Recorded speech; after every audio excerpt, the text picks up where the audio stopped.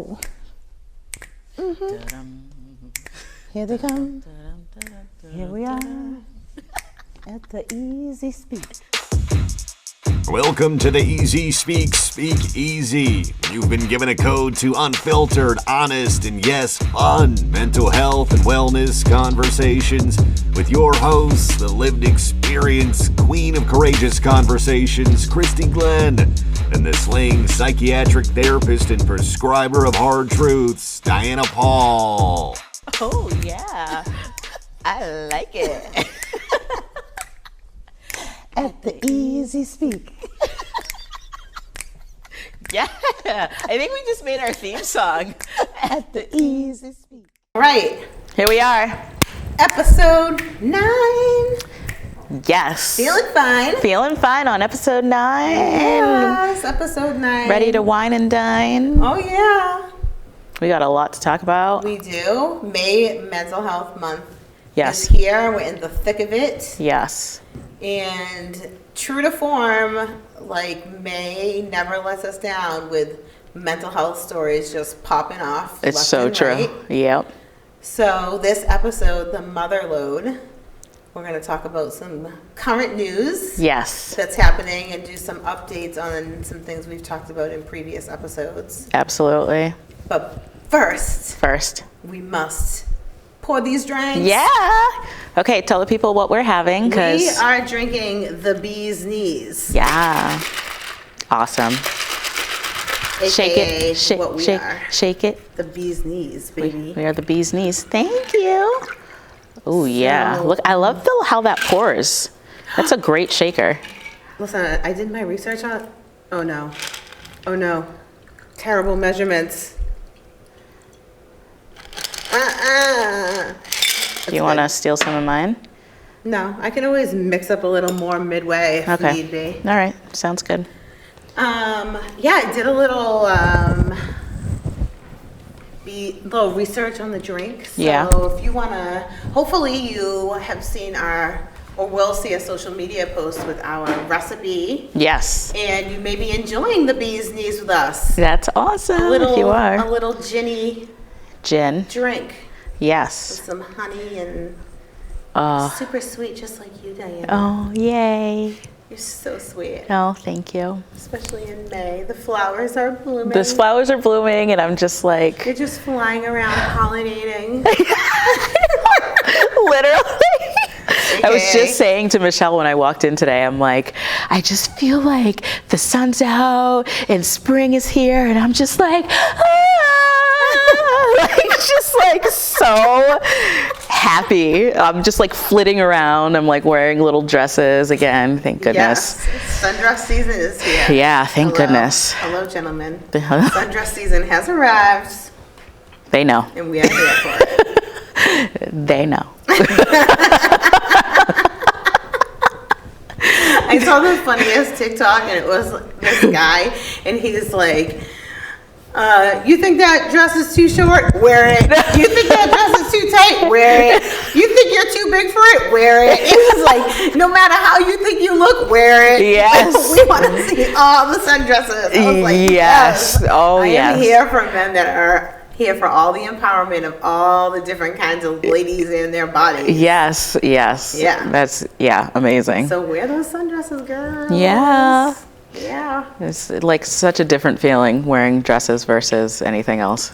Like, I mean, here in Boston, we're like, how many layers am I wearing today, I Jack? know.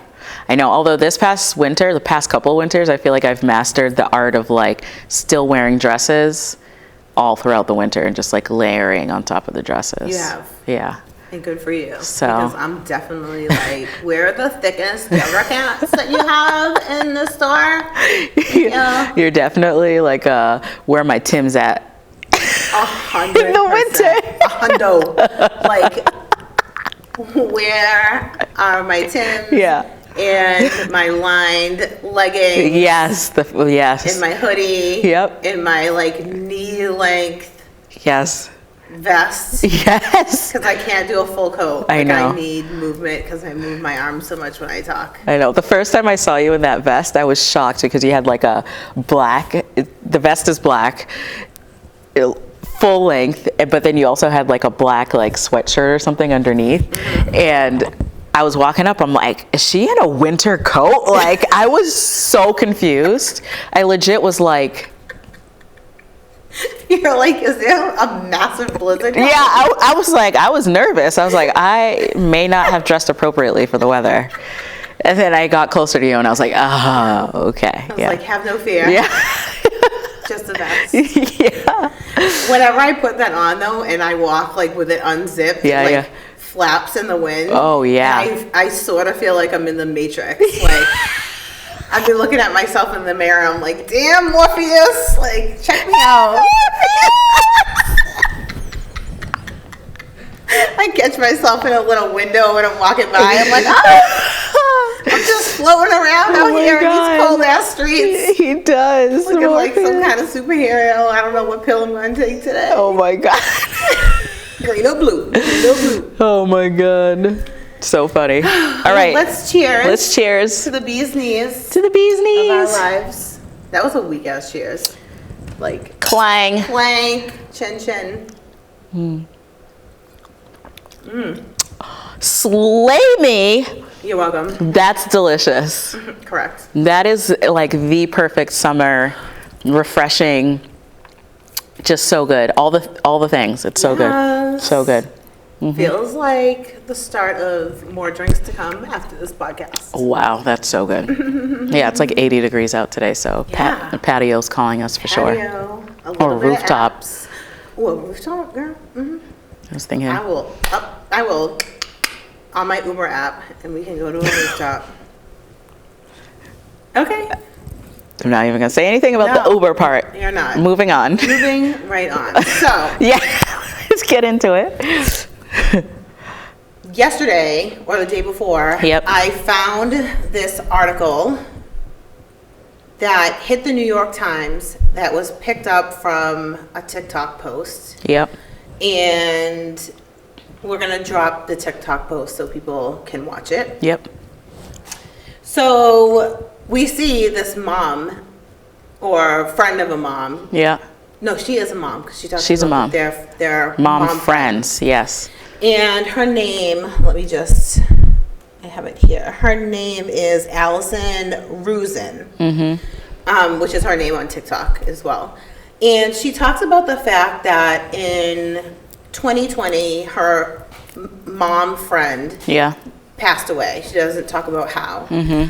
But that her mom friend passed away, and since her passing, her husband has hired 4 people to quote unquote replace her.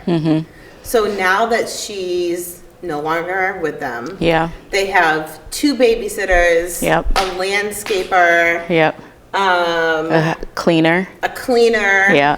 And then she talks about that they have this sort of network now of friends, neighbors, and family. The village. The village of people Yeah. who are now all doing these things. Yeah.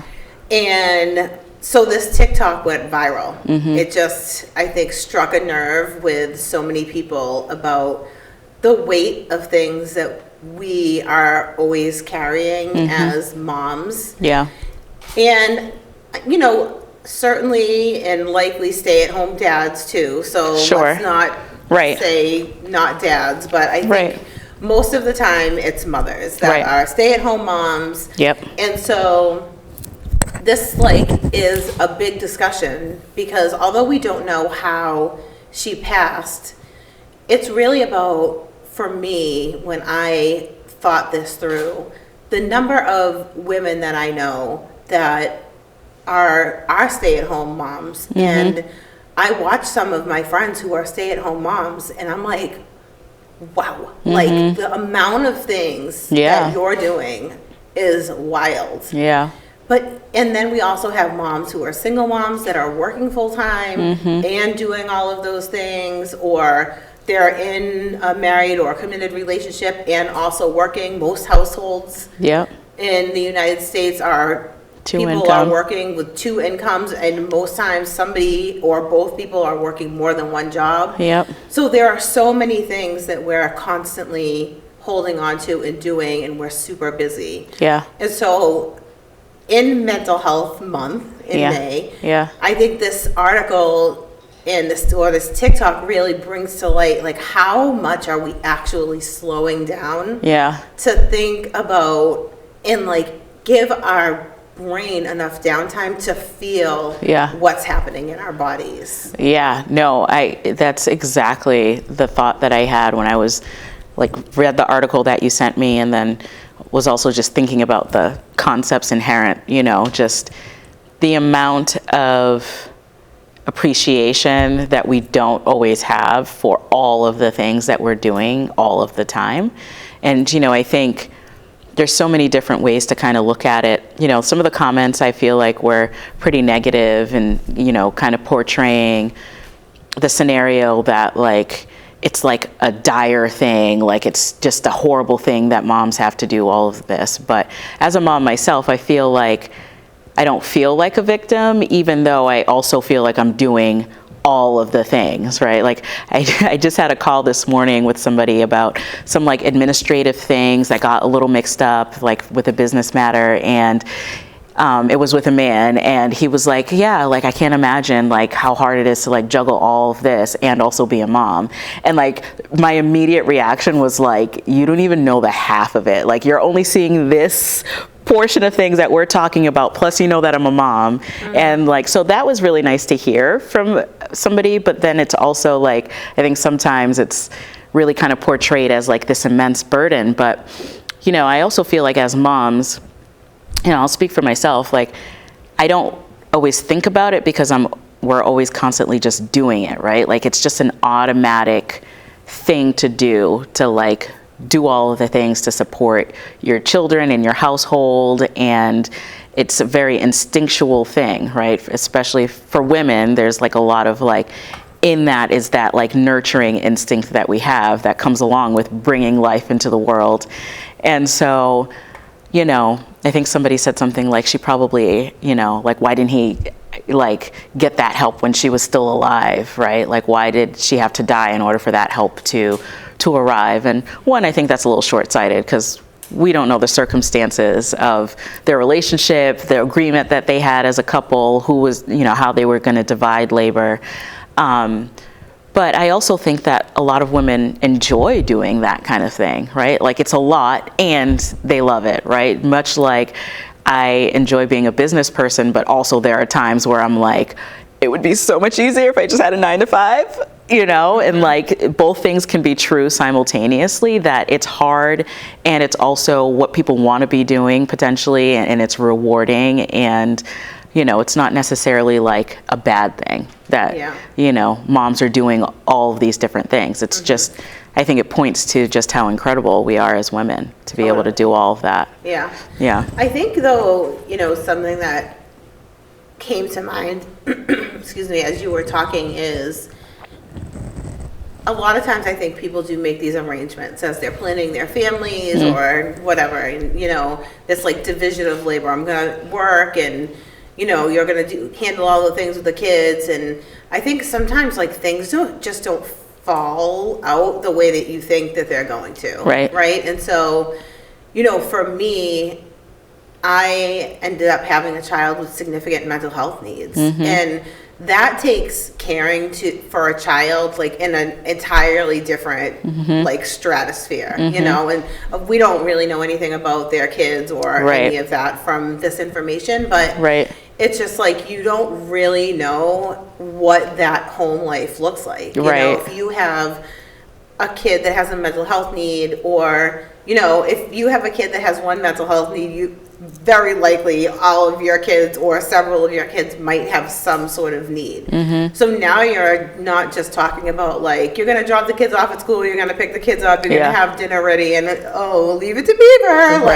It's just so cute. Now you're talking about like you're going to pick the kids up, and then you're going to manage their therapy appointments, and you're going to manage their medications, and you're going to manage their social groups, and don't let there be a crisis. On top of like the yard work needs to be done, and somebody needs to go to the grocery store. We're trying to eat healthy, and what you eat when you have mental health needs like definitely plays makes a difference. A role. And so like all of these things I think like add, and sometimes I feel like moms who have made this agreement might have a more difficult time saying to their partner, like, I need help. This agreement isn't really working for me anymore, Yeah. and this is why. And somebody who is that the provider, their husband, may feel like this is the agreement that we had. Yeah. And, you know, I'm working really hard to provide all of these things. Yeah. And I think, you know, for a very long time, the very real, round-the-clock, 24-hour job of being a mom has been undervalued. Oh, yeah. I don't really think that we've reached a point yet in society where we have come over that hump fully. Yeah. I think a lot of people really still don't understand that when you're a mom, like, you're a mom all the time. Yeah. You know, and like when that person comes home from their job that's financially providing, I think moms feel like, great, like, Yeah. now I can go to the gym, or Right. like I can go do whatever thing for Yeah. me. Yeah. But that person is like, I've been working all day, like, I don't want to deal Yeah. with these kids. Yeah. I know. Kids should be seen and not heard. Yes. Why are they talking to me? Why are they talking to me? Why aren't they playing with the tablet I bought them with the money that I earned at the job that I go Yeah. to every day? And the Yeah. mom's like, because they use their screen time. Yeah, And they're yeah. like, who cares about screen Yeah. time? I need quiet. I know. I mean, I can see both sides, you know. I think it's always challenging, and I don't think, you know, when it comes to like raising children, you know, I remember they said this to me when I was leaving. They're like, there's no book or manual for this, right? Like, you guys, your life is going to be take its form and its shape, and you guys have to care for this child, you know, and figure out, you know, how to best meet their needs. And, you know, I think intertwined in some of what you're saying is that sometimes people aren't always well equipped to voice that they might need extra help or support, or, you know, or to be creative around how to like bridge some of those gaps, right? Because there's lots of different reasons for that. We all come to every space and time in our lives with our own level of mental health and wellness, and there's that piece. And then there's also like the dynamics if you're raising a child with somebody else, co-parenting or living in the same home with them. You might not always be on the same page about like how to kind of go about things. And, you know, I think ultimately though, when I hear things you say like, I don't know that we're at a point where we're valuing, I guess I wonder like, what does it look like, and how does that play out in a practical sense, you know, in everyday life for moms, you know? I know for me, like, we just had Mother's Day. I know for me, when I hear validation or like appreciation on Mother's Day, or even throughout the year, of like how great of a mom I am, that like gives me that like boost to like keep going. Like, I feel noticed, I feel heard, I feel seen. But yeah, if you're in a kind of like thankless situation, because kids aren't going to thank you. Like, the kids are just going to, until they're like in their 20s, you know, when they start to realize things on their own, or maybe after they have their own kids. But I think like, it's like after your own kids. yeah, That you start to get a different perspective on parenting. how much your parents sacrifice for your ass. Yeah, yeah. But like, if you're raising kids with somebody, like that, I think that's a huge takeaway here, is that like, don't wait till Mother's Day or her birthday to like show appreciation, right? Yeah. Even if, you know, you're not able to like, because face it, like, even like for me, I know even when I do get help, I'm like, not like that, like, Yeah. you know, like it's Yeah. you know, It's like, thanks for your help. yeah, in most Get outta cases, here. I would actually rather just do it myself, because I know the way that it's gonna turn out. And, you know, sometimes that it makes life very overwhelming, you know, when all things happen at once. But yeah, I think that that's like a huge piece of it. I think if we were able to show or feel appreciation for, you know, just like when you're working at a job, if you're working your butt off and nobody's saying to you, I really appreciate that, good job, that's amazing, you know, you might feel like, okay, why am I doing all of this? And maybe start to grow a little resentful. But Totally. I saw Yeah. this perfect meme on Mother's Day, and it said, this Mother's Day, I don't want to see anyone who came in me or came out of me.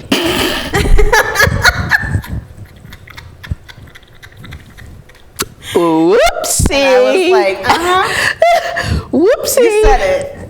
Oh my God. But that's so funny. I'm the opposite. I just like want to spend time with my peeps all the time. So, but I get that. I mean, I get that sentiment. I'm also not a stay-at-home mom. Like I have, which I think is a huge takeaway, right? Like I was actually just having this conversation recently about how a lot of times women have children and that child and raising them becomes their entire identity. And they don't have other things, right? And, you know, for some moms, like they might not be able to because there are challenges at play. But I know a lot of moms who are stay-at-home moms who just take care of the kids, take care of the household, and don't feel completely fulfilled because they're not pursuing other things, right? And I think that's important to also establish at the outset of any relationship or whatever it is that you're doing in life, is to maintain your identity, right? Well, I agree. I think that one of the other things is, you know, how do we build that village, you know, that emerged after her death, right? In this article, in this TikTok story, is like, it can be, as a mom, you get so busy, like raising your family. And of course, like we prioritize our kids, we prioritize their needs and our family. These are the lifelong commitments that we've made. And I think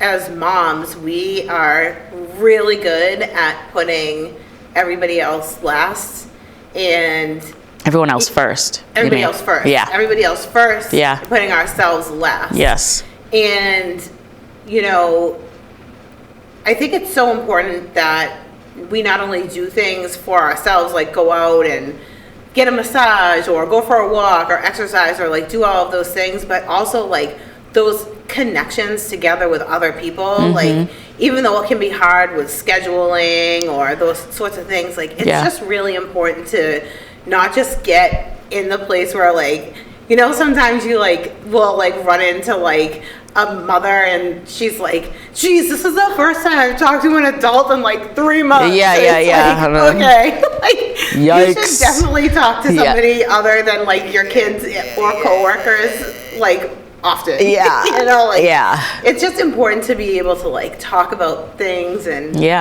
have fun and let loose. And there's so many like other people that are in similar circumstances, and I think it can just be so easy to just get lost and like, I'll do it next weekend, or like, oh geez, like the time is flying by, and, you know, but you know, carving out like that time of like maybe like the first Friday of every month, you know, is like your time that you go out with your girlfriends or like your old school friends, or, you know, something where you're actually like socializing, because as human beings, we need that connection. And I also think that like as women, we're so good at picking up on when something is like off with our women friends. You know, and like, not that we don't love men and we don't love our partners of what, you know, how, whatever, but like when you're around somebody all the time, sometimes you don't notice like a small thing that has changed in them. And I think as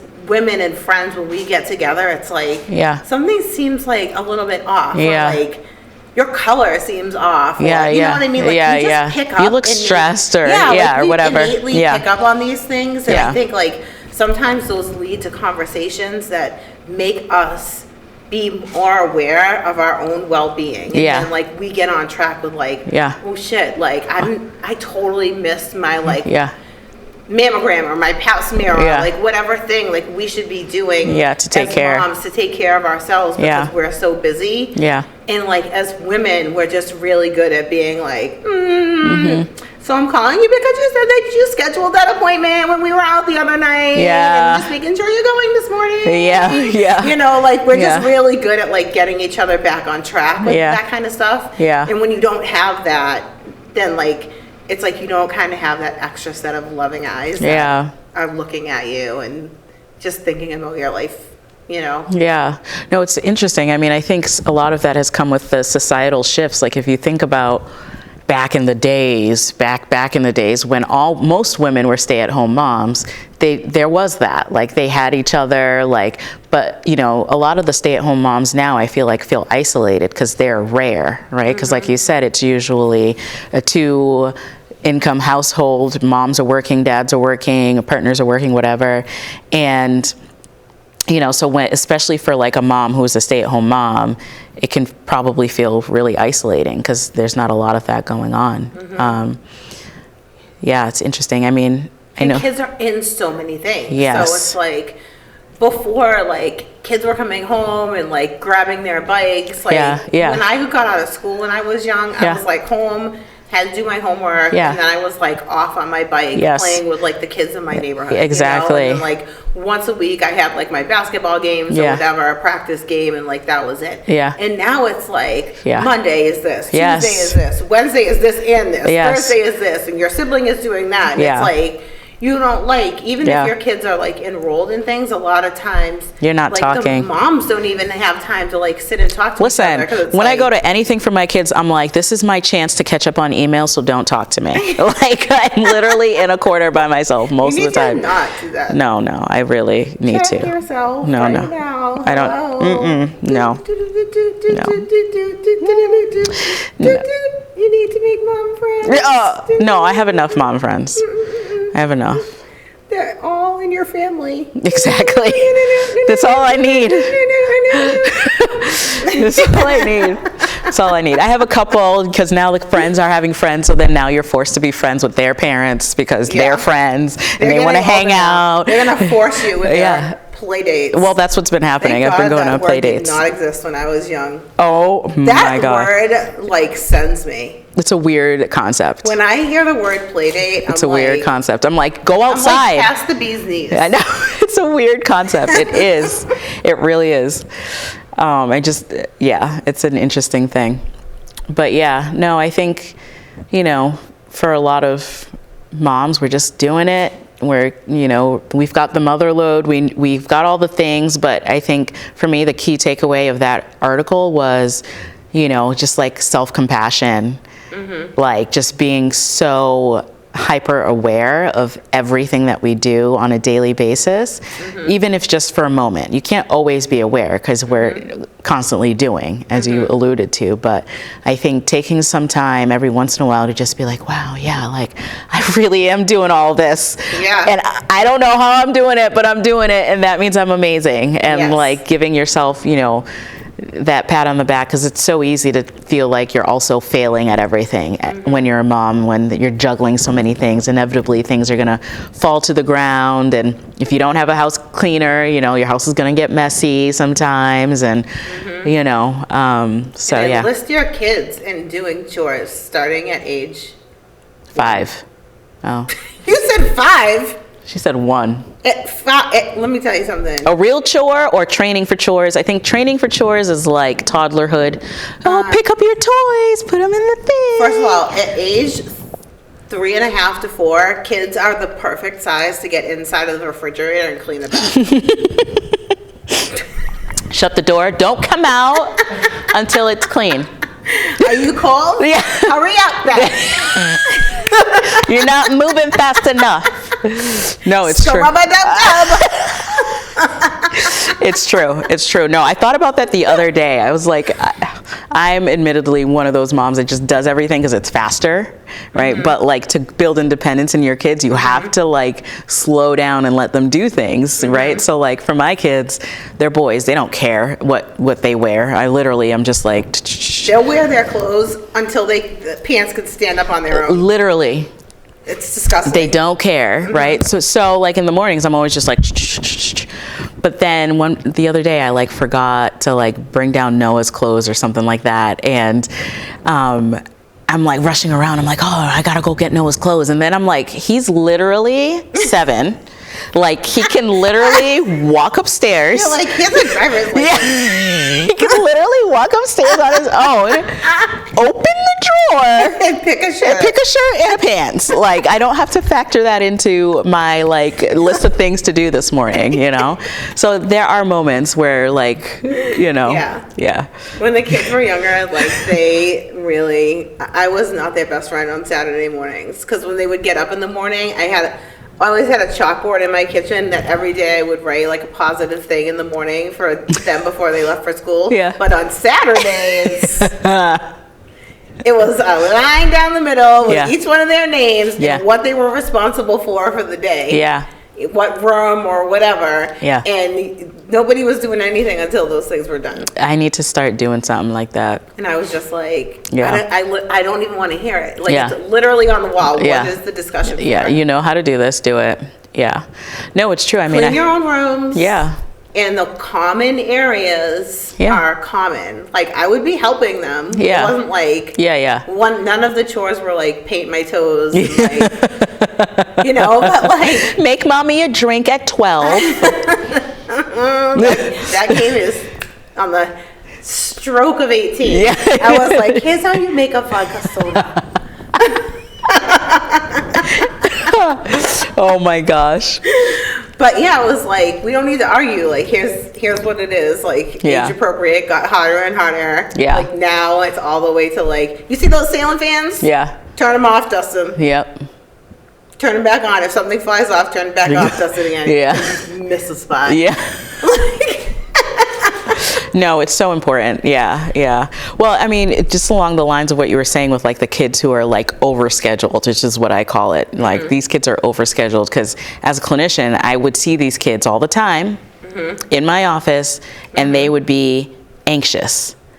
And I would talk to them for a little bit and I'd be like, take me on like a journey through a day in your life. And they'll be like, well, I wake they're like, well, I wake up at 5 a.m. and then I brush my teeth and then I put my clothes on and I brush my hair and then I go downstairs and then mom has my oatmeal ready and then I go to school and then after school I have piano and then after piano I have karate and then after karate I have to do my homework for 4 hours and after I do my homework for 4 hours I have to like, and it's just like and so then I would have to like go back and have a conversation with the parents and be like, so I know we want Timmy to go to Harvard, but he's literally in first grade. So we need to give him some downtime, you know? But on the way to Harvard, he's going to have a quick stop in a psychiatric hospital if we don't calm down on all of this pressure. Calm it way down and like let him be a normal kid. Have him do chores on a Saturday and not go to like 12 different activities. And you know, it's okay for a kid to be bored. Like, you know, I think moms stress themselves out trying to make sure their kid is constantly entertained. Imagination and creativity comes from. Yeah. It's like those moments where you're like, what am I supposed to do right now? Yeah. And then you like just think of some random game. Exactly. Or you draw something, or you discover something about yourself. Like, I don't know. Yeah. Like, my kids make me play this game, Spoons. You know this game, Spoons? No. It's the most cutthroat game. Like, you'll lose a finger. And it's literally just like spoons on a table. Yeah. They came up with it from boredom. And it's like, you have to like pass the spoons around or something. I forget exactly how it goes, but you like pass the spoons around and then all of a sudden somebody like takes a spoon away, whoever the selected person is. Yeah. And then like once you realize it's gone, you have to like grab a spoon out of the middle. Oh. That's how it is. You're passing something around. Yeah. And then somebody like slowly like and then you're like, wait a second. And then when you realize you have to grab a spoon, if you don't get the spoon, then you're out of the round. Oh. This is the innovation of boredom. Oh. Okay, so we want to appreciate all the work that all the moms are doing. Yes, and I think we should add in there that even if you're super busy, and you feel like you don't have time to go out because you have a newborn or you're nursing or whatever the case may be, therapy is available online. There's so many great ways to access therapy, and even that non-biased person could be somebody that you're sharing and offloading things with. And the point is taking care of your mental health, putting yourself first, and taking a moment every now and then. Grab a notebook or a piece of paper and make a list of all the things that you're doing. Yeah. And maybe you say, even before you make the list, my goal is that I'm going to cross one thing off of this list because I feel overwhelmed. Yeah. And then make the list and cross something off. Yeah. Like, there's so many ways that you can do things to try to Alleviate. de-stress your life. Yeah. And we want to make sure that you're not carrying so many things that Yeah. it takes a whole squad Yeah. to Replace you.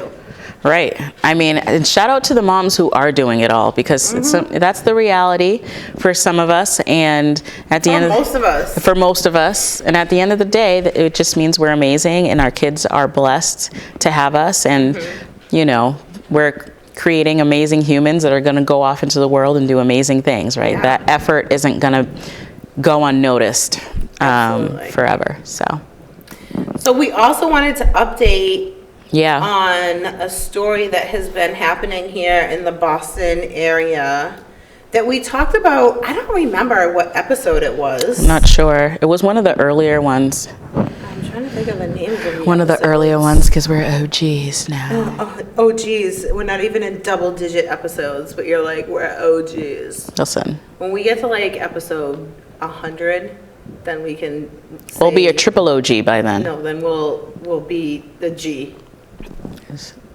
All right, we'll be an OG maybe. Yeah.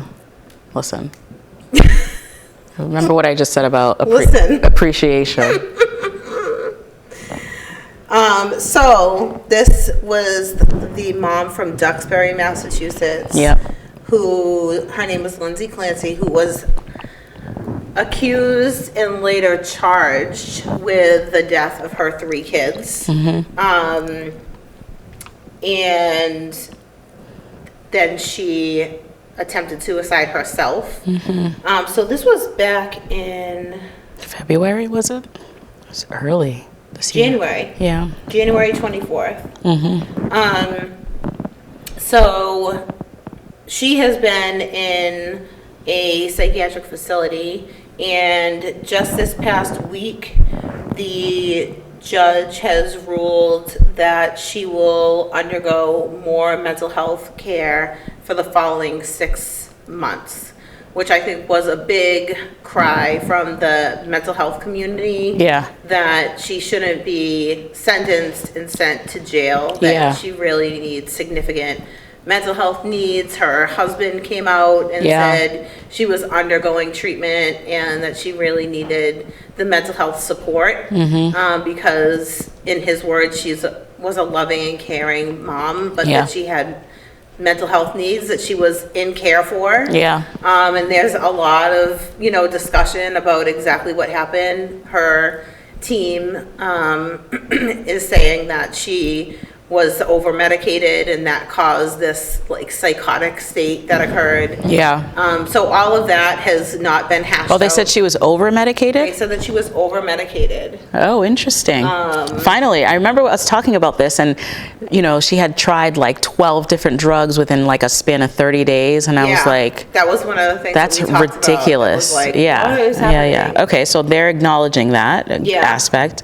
I mean, So in yeah. this recent article, it says that her attorney says she was over-medicated for postpartum depression or psychosis. Yeah, I mean, these medicines that we use for mental health challenges really wreak havoc on all body systems. There's not one mental health medication that doesn't have like a pretty significant side effect that the majority of people who take it tend to feel. And some of them are like benign, but like when we're talking about psychosis and depression, we're talking about heavy neurotransmitters and brain pathways and signals that are being manipulated.